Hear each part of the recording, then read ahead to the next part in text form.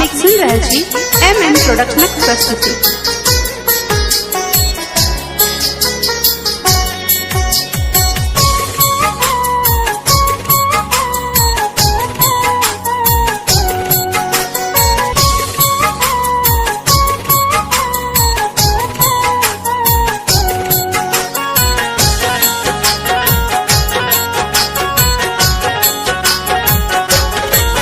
लाल भौजिए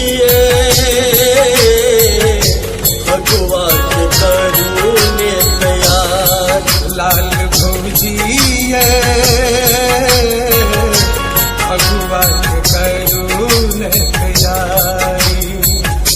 अबीर गुलाल लाल गाल हंसो थब, अबीर गुलाल लाल गाल हंसो थब, भर भर मारत पिचकारी लाल भौजिए।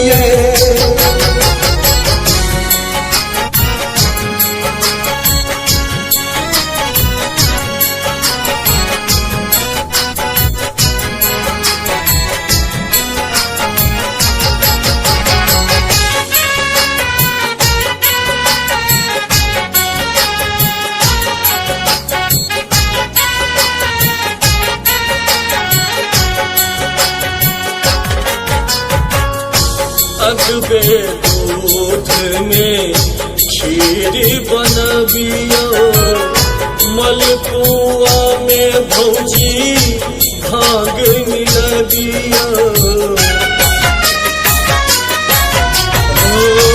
अगबे दूध में खीर बनबियो, मलपुआ में भौजी भांग मिलबियो। संगे खेबई रंग खेबई, संगे खेबई रंग खेबई। आई सुनब में लाचारी लाल भौजिए भगवा के करून तैयारी।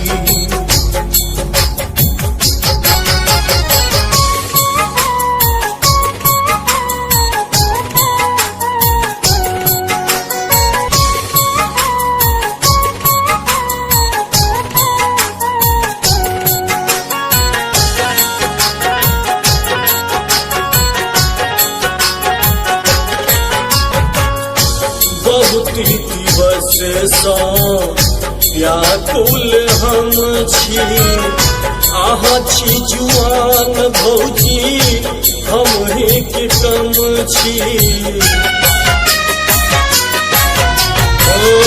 बहुत दिवस सँ व्याकुल हम छी, अहाँ छी जुआन भौजी हम ही के कम छी।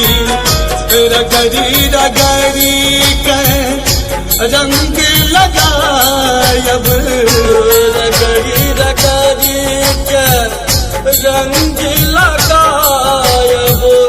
खोली हम चोली सारी लाल भौजिए भगवा के करून तैयार।